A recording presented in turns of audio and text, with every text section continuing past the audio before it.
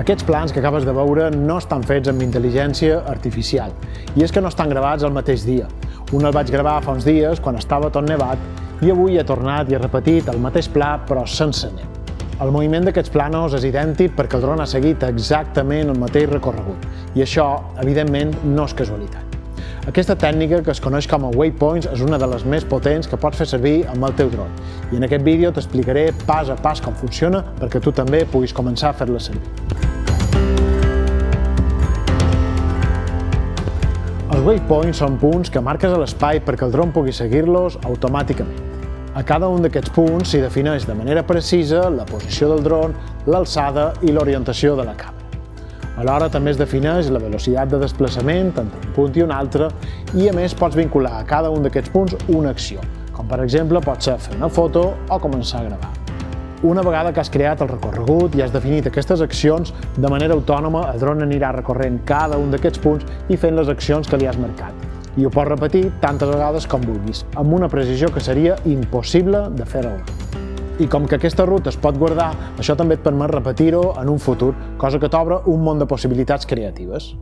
Els waypoints no són només un recurs per a la comoditat, sinó que serveixen principalment per dur a terme moviments controlats, per repetir plans i fotos de manera precisa i per planificar un vol abans d'executar-lo. Algunes aplicacions pràctiques dels waypoints poden ser, per exemple, repetir un pla en diferents moments del dia o de l'any, com per exemple dia i nit, hivern o estiu. També pots fer comparatives abans i després d'un lloc, cosa que és molt útil, per exemple, si graves processos de construcció o de renovació d'espais. I també pot servir per fer plans planificats per poder repetir infinites vegades, per exemple, si treballes amb actors o actrius. Així, gràcies als waypoints, tu pots centrar-te en crear i dissenyar els plans o les fotos que vols per després deixar que el dron faci la seva feina de manera precisa tantes vegades com vulguis. I ara que ja saps què són els waypoints i per què els pots fer servir, anem a veure pas a pas com pots crear la teva primera ruta. El primer que has de fer és planificar què vols fer i amb quin objectiu. I en base a això, pensa si faràs fotos o vídeos, o les dues coses, quin serà l'inici i el final de la ruta, a quina alçada i velocitat vols que vagi el dron, etc. Assegura't també de revisar quins obstacles tens a prop i, si tens previst repetir aquesta ruta en un futur, intenta preveure també quins obstacles podria haver-hi que ara mateix no hi són. Si fas servir el waypoints, com jo, per fer seguiments d'obra, és molt habitual que hi hagi maquinària o grues que no hi eren el primer dia quan vas guardar la ruta. O inclús que el propi edifici que estàs gravant s'acabi convertint en un obstacle enmig de la ruta. I per això és molt important que intentis planificar i preveure quines coses pots trobar-te enmig de la ruta. I una vegada que has ideat tot això, és hora d'enlairar el teu dron i començar a marcar els punts de la ruta.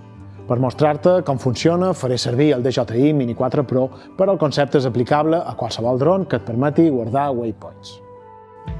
Per activar el mode de waypoints, una vegada que tens el dron connectat al radiocontrol, únicament has de clicar a aquest botó de l'esquerra de la pantalla. I a partir d'aquí podràs començar a guardar els diferents punts i seleccionar quina acció vols que faci el dron a cada punt. Per guardar un punt només has de pulsar aquesta icona de la pantalla o també pots fer-ho directament amb el botó C1 del radiocontrol, que és aquest que estàs veient ara. Com veus, una vegada que entres a un d'aquests punts, podràs seleccionar quina acció vols vincular a aquell punt. I veus també que a cada punt s'hi guarda l'altitud, la velocitat i l'orientació de càmera. Per no haver de tornar enrere i entrar a cada un d'aquests punts, també pots desplaçar-te punt per punt clicant aquí. De fet, per optimitzar la bateria, el que m'agrada fer quan vull guardar una sessió de fotos en waypoints normalment és guardar tots els punts, vaig desplaçant el dron, vaig enquadrant i vaig seleccionant cada un d'aquests punts i quan ja he aterrat el dron vaig passant punt per punt i vaig assignant l'acció de fer foto a cada un. Una vegada que ja tens una ruta guardada, si tornes a entrar al mode waypoints i cliques aquest botó petitó, podràs veure les rutes que ja tens. I pots posar-li un nom personalitzat per identificar-les. Ara m'agradaria fer-te algunes recomanacions i explicar-te alguns errors habituals a l'hora de fer servir els waypoints. El primer dels errors és fer waypoints massa junts, cosa que fa que el dron no tingui temps de moure's d'un punt a l'altre de manera natural. Un altre error habitual és fer canvis bruscos d'orientació del dron o de la càmera, cosa que farà que els planos no siguin prou fluïts perquè els vídeos quedin bé. Un altre error habitual és posar una velocitat massa alta, cosa que pot fer que els moviments siguin massa bruscos i que els resultats finals no siguin idonis. Un altre error habitual és no revisar ni preveure els obstacles que es pot trobar al teu dron. Tingues present que si el dron detecta un obstacle durant la ruta, aturarà el procés i no et permetrà acabar la ruta. Tot això és especialment important per gravar vídeo, ja que en fotos potser no és tan rellevant. Per això, quan vull guardar planos amb waypoints, el que faig és prèviament fer aquests planos de manera manual per assegurar-me de que són viables i de que el resultat és natural. Alhora, puc veure també a quina velocitat m'interessa que vagi el dron per aconseguir el resultat que vull. Una cosa que vaig detectar quan començava a fer rutes amb waypoints és que el dron pràcticament no s'atura quan va passant pels diferents punts, inclús si li has marcat que faci una foto o comenci a gravar. Això feia que algunes fotos sortissin mogudes o que els vídeos no estiguessin ben enquadrats al principi. Així que el que faig és marcar aquí que una vegada que el dron arribi al punt s'esperi uns segons, normalment 2 o 3. Així que en resum podríem dir que marcar menys punts però més ben pensats acostuma a donar més bons resultats. I per acabar, recomanaria que si vols guardar waypoints per fer fotos i també vídeos, el millor és que guardis una ruta per cada cosa. És poc probable que la mateixa configuració de càmera sigui idònia per fer fotos i per fer vídeos, i durant el procés no tindràs temps de canviar la configuració de càmera, i evidentment tampoc tindràs temps de posar i treure un filtre ND.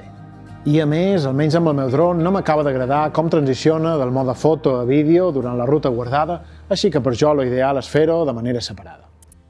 Una vegada que ja tinguis una ruta guardada, per fer que el dron la dugui a terme, l'únic que has de fer és a la pantalla de ràdio control tornar a obrir el mode waypoints amb el mateix botó d'abans. Una vegada que tens tota la llista de rutes que tens guardades, pots ordenar-les per distància o per nom.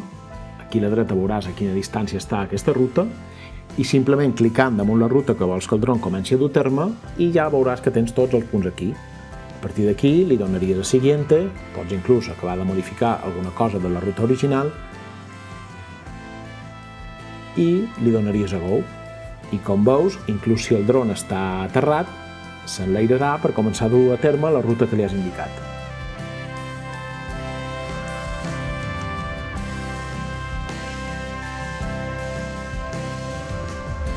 Com veus, els waypoints et permeten passar de volar el dron a dissenyar el teu vol.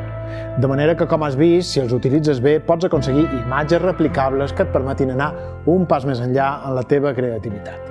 I complementant el que hem estat xerrant fins ara, és important que tinguis sempre una bona configuració de càmera, com et vaig explicar en aquest vídeo. I si necessites fer servir els mateixos waypoints en un altre dron perquè has renovat el dron o perquè treballes amb equip, aquí trobaràs un tutorial de com fer-ho. I això és tot, espero que t'hagi servit aquest vídeo. Adeu!